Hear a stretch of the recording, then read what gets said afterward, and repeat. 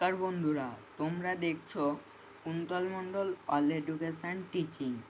আজকের এই ভিডিওতে আলোচনা করব একাদশ শ্রেণীর ফার্স্ট সেমিস্টারের ছায়া ইতিহাস টেক্সট বইয়ের তৃতীয় অধ্যায়ের অনুশীলনী প্রশ্ন ও উত্তর।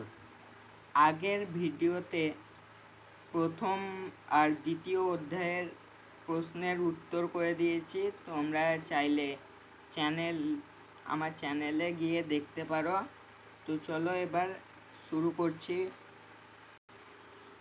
ইউনিট 3-তে এবং তৃতীয় অধ্যায়ে কি আছে দেখো, শাসন পদ্ধতি সম্পর্কে ধারণা।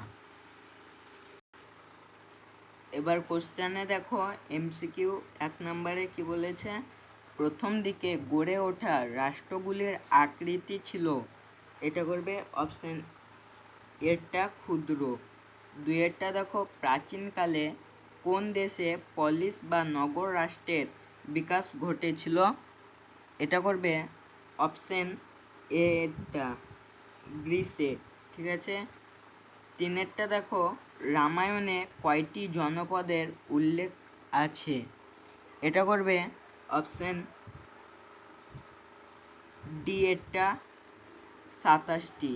4-টা দেখো, মহাভারতে কয়টি জনপদের উল্লেখ আছে, এটা করবে অপশন সি এরটা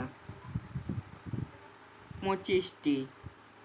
5-এরটা দেখো, দক্ষিণ ভারতে অবস্থিত একমাত্র মহাজনপদটির নাম ছিল, এটা করবে অপশন বি এরটা অশোক। 6-এরটা দেখো, ব্রিজি ও মল্ল নামে মহাজনপদ দুটি ছিল, এটা করবে অপশন বি প্রজাতান্ত্রিক। পরের কোশ্চেন 7-এরটা দেখো, উত্তর ভারতের প্রথম ঐতিহাসিক রাজা হলেন, এটা করবে অপশন সি এরটা মহাপদ্মনন্দ। 8-এরটা দেখো, ভারতে প্রথম ঐতিহাসিক রাজা হলেন, এটা করবে অপশন ডি চন্দ্রগুপ্ত মৌর্য। 9-এরটা দেখো, মৌর্য সাম্রাজ্যের প্রতিষ্ঠাতা ছিলেন, এটা করবে অপশন বি। ঠিক আছে, চন্দ্রগুপ্ত মৌর্য। 10-এরটা দেখো, প্রাচীন গ্রিসের নগর রাষ্ট্রগুলির বৈশিষ্ট্য ছিল, এটা করবে অপশন ডি এরটা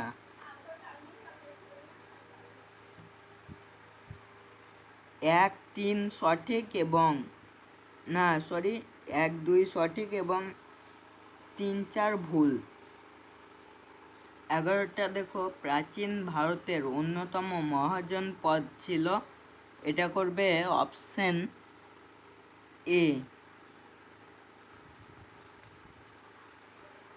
2-3 সঠিক এবং 1-4 ভুল।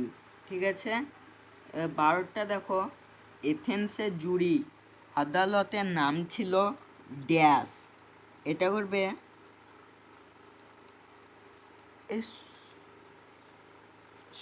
এটা ভুল হয়ে গেছে। হ্যাঁ, 11টা অপশন বি করবে।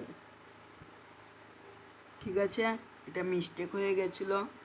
বা 12টা দেখো, এথেন্সের জুরি আদালতের নাম ছিল ড্যাশ, এটা করবে অপশন বি সমিতি। 13টা দেখো, পাহাড়ের শিখরে প্রতিষ্ঠিত পলিসের শাসন কেন্দ্রটি ড্যাশ নামে পরিচিত ছিল, এটা করবে অপশন এ অক্টোপলিস। 14টা দেখো, মূলত ড্যাশ আক্রমণে পলিসগুলির পতন ঘটে, এটা করবে অপশন এ ম্যাসিডনের।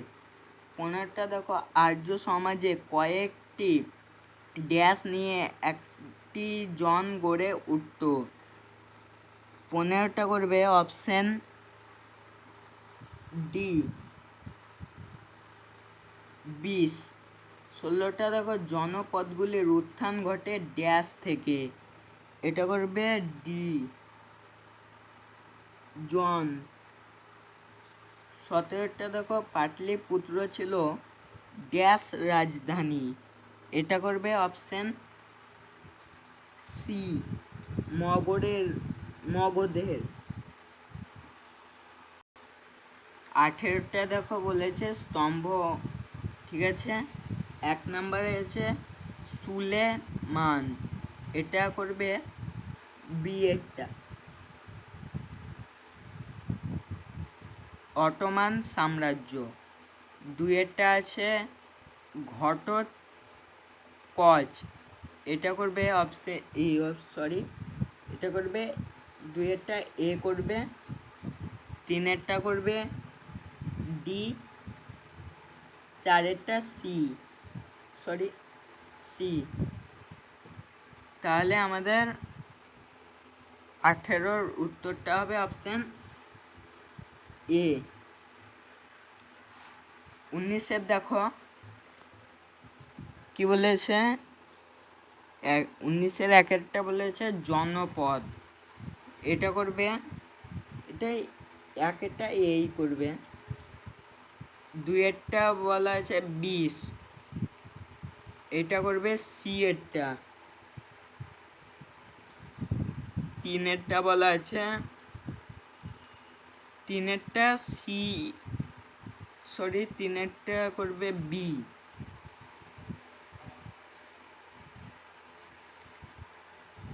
3-এরটা বি, হ্যাঁ। 4-এরটা ডি। তাহলে আমাদের অপশন বি এরটা হবে রাইট অ্যান্সার। এবার পরের প্রশ্ন দেখো,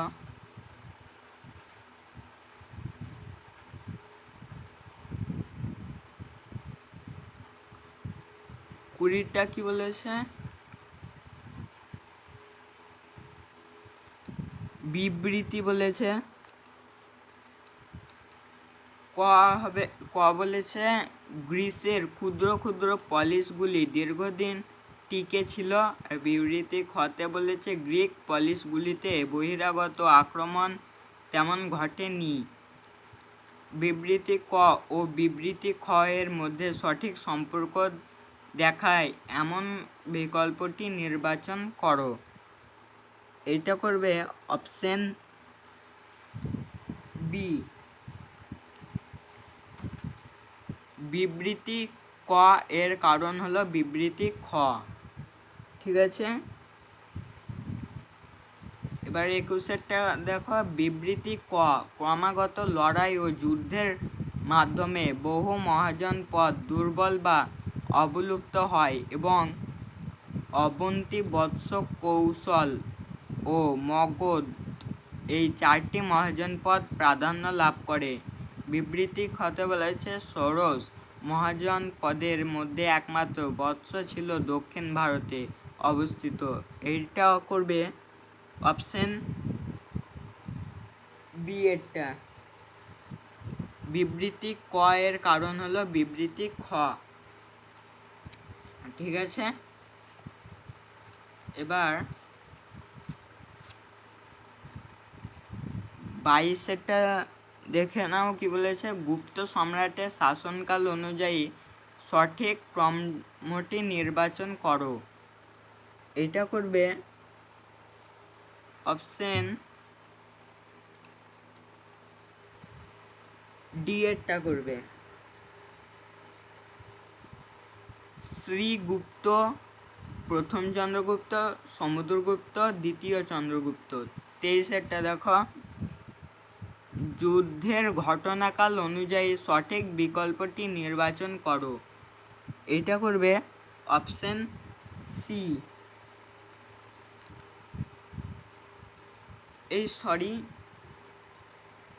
না, ঠিকই আছে। প্রথম পানিপথের যুদ্ধ থেকে খানোয়ার থেকে যুদ্ধ, ঘরঘোড়ার যুদ্ধ, দ্বিতীয় পানিপথের যুদ্ধ। তা আমাদের এই ইউনিট 3-তে ছিল মাত্র 23টি। আজ এই পর্যন্তই। আবার পরের ভিডিওতে তোমাদের মডেল কোশ্চেনগুলো করিয়ে দেব। যদি ভিডিওটি তোমাদের ভালো লাগে অবশ্যই চ্যানেলটিকে সাবস্ক্রাইব করে দিও আর লাইক করে দিও। আর যদি তোমাদের কোনো সন্দেহ থাকে তাহলে কমেন্টে অবশ্যই জানাবে, ঠিক আছে? আর তোমাদের আগের ভিডিওগুলোতে ইউনিট 1-2 করে দিয়েছি, তোমরা আমার চ্যানেলে গিয়ে দেখতে পারো। ধন্যবাদ।